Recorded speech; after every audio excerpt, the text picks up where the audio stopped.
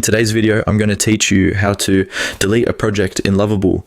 Whether you're tidying up old files or just looking to keep your workspace organized, deleting a project can sometimes be a necessary step. So let's dive right into it and make sure we do it correctly and efficiently.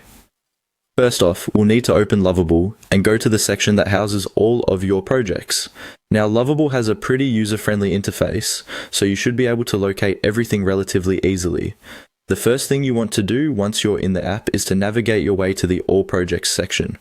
This is where you can see a complete list of all the projects you've previously worked on or are currently involved with.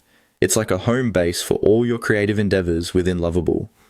Once you're there, the next step is to find the specific project that you want to delete. Now, depending on how many projects you have, this could be very straightforward or it might take a little scrolling. But not to worry, they're all neatly displayed in this section for you to easily pick out the one you need. After identifying the project that you wish to remove, you'll notice a set of options that are accessible via 3 dots. These 3 vertical dots can usually be found in a corner of the project's display interface. They act as a drop-down menu, giving you access to a variety of actions you can take regarding your project. When you click on these 3 dots, you'll see the menu expand with several options, including the delete option. Selecting delete will trigger the next step in our process. Now, it's important to note that sometimes there might be a confirmation step involved after you hit delete.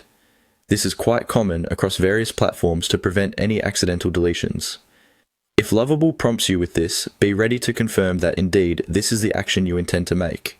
This extra step is a great safety feature to help avoid mistakenly getting rid of any important work.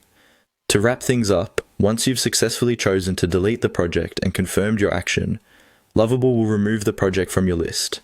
And just like that, you've efficiently decluttered your workspace.